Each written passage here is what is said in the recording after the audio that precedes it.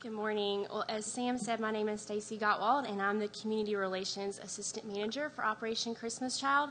And our team has the privilege of working with this very special group of people as we collect our 100 millionth box, hopefully in the next few days. You can imagine the stories that we get in from children who receive these boxes. And to date, we've probably got a little over 100 of these kids that we've heard about that have actually moved to the United States, whether through adoption or school or whatever reason, and they've received shoe boxes and now living in the U.S. and packing these boxes themselves. So we call them full circle stories. And this morning we have a very special guest, Livia Satterfield, who was a shoebox recipient, and she speaks on behalf of the project. And so we have her this morning, so just please welcome Livia Satterfield.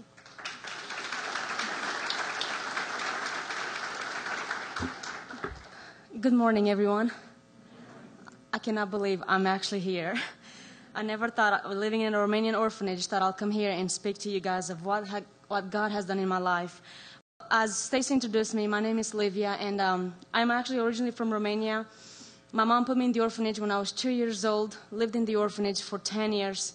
10 years of having very low hygiene items, 10 years of barely getting any love, any hugs, or any of the attention that a child needs in their life.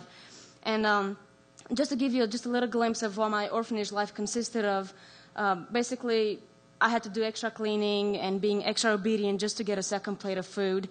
Our hygiene items were very low. I rarely brushed my teeth, but maybe once a week. I rarely remember doing that.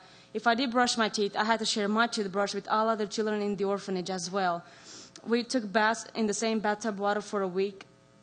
After a week, every single time we heard that it was bath time, we tried to rush there just to make it be the first ones to have the clean water. There was always a competition going on. We also wore the same pair of clothes for a week, same underwear, same pairs of socks. And we didn't celebrate special occasions. We did not know birthdays existed. Christmas, we only did it through having a second plate of food or extra food for us to eat. But gifts were always taken away by the workers because they wanted to give it to their own children because they themselves could not afford it. And so my biggest dream in life was to have my own set of hair clips, even though I never thought I could ever have them. They were my number one priority in life. I never thought of a family. That's too big of a dream to have. And so one year, Operation Christmas Child came, and it was very exciting for us because we saw the gifts. And at the same time, a group of Americans came as well, and they were able to help distribute the shoe boxes. And I personally connected with this lady named Connie, and she literally was super glued to her and became like a bodyguard because I wanted her to give me all the love. I wanted her to give me all the hugs because I was hungry for attention and starving for love. And I knew that was my only chance ever in life to experience it through this team. Sure enough, Connie's there, and she helps distribute the shoe boxes.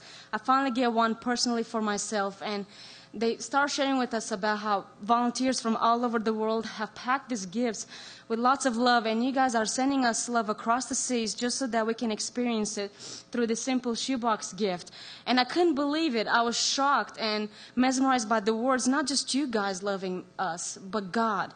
In the orphanage, we used to make these crosses and kiss icons of Jesus Christ on the cross, but I did not know what was the meaning behind it, why we kissed Jesus. And I finally got to find out why, and it was so exciting to have to realize that I'm loved by God no matter what I did in the orphanage. And so I finally get my shoebox gift, and when I opened it, you won't believe what happens to be there. Hair clips. I couldn't believe my eyes. They were like at the very top of the gift. I tore it open and I tried to put them all in my hair. I didn't leave a single one behind, and Connie's looking at me all frantic, trying to calm me down, saying, put one to the right, one to the left, and you look much better.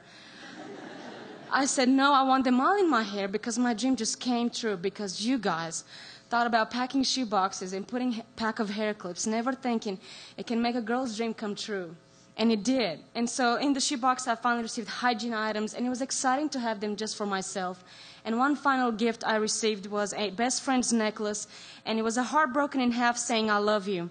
And I fell in love with Connie because I was so attached to her, and I wanted to express to her the gratitude and the love for telling me about Jesus Christ, for giving me the gift, making my dream come true, and finally realizing that there's hope out there for me.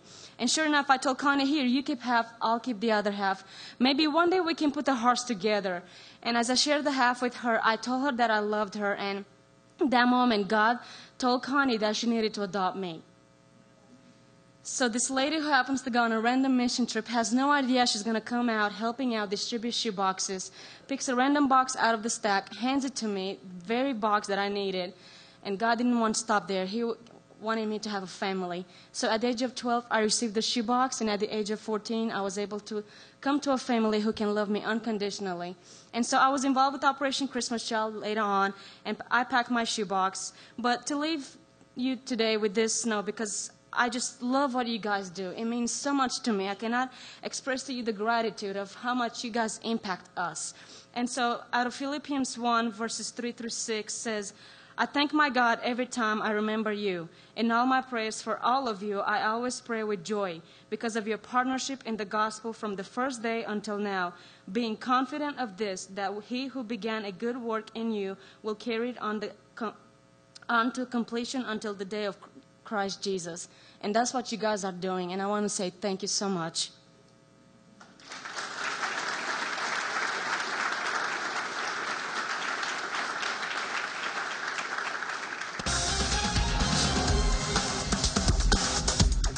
20 years of bringing Christmas to needy children all around the world. Operation Christmas Child is a project of Samaritan's Purse led by Reverend Franklin Graham. And this year, the group expects to deliver its 100 millionth gift.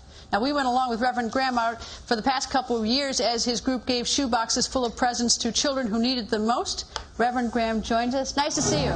Good to see you, Greta. This is a big year. You're going to hit 100 million. 100 million. Total. And Greta, God has done it. We started 20 years ago with just a few thousand boxes going to the children in Bosnia. And now this year we celebrate the 100 millionth. And God has done it. And, you know, this is a Christmas program. And, of course, we're collecting the boxes. This week is our National Collection Week. And the boxes are being packed by families. And then we ask people to put toys in a box. Let's show it. He brought one along. This is a girl's box, obviously. This is a girl's box, and of course it's got girl things in it, but it's got a little stuffed animal, doll, hairband, hairband, toys, but there's school supplies in the bottom.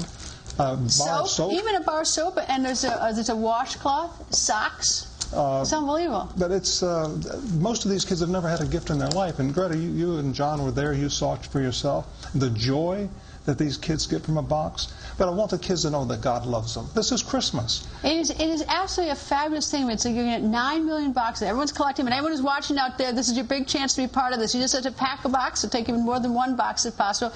But there's a picture of me. That's where I'm. I think it's Dominican Republic. But anyway, you can pack a box and ship it off. Where do they ship it off to? Well, they can go on the website, SamaritansPurse.org, and then they can go to Operation Christmas Child, and they can find where a drop-off site is near where they live, or they can ship it to us. The instructions are there. But there's videos how to pack a box, tremendous videos of giving boxes away.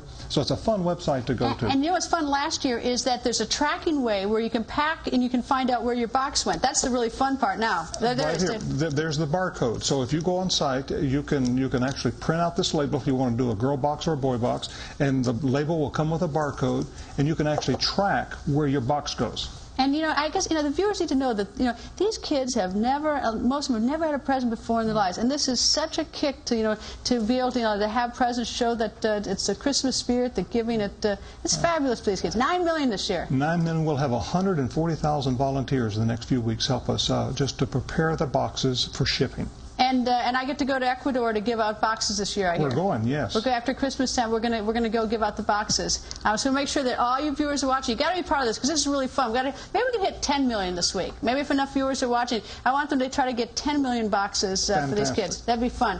Reverend, it's always nice to see you, Thank you, I look forward to making sure you hit your target.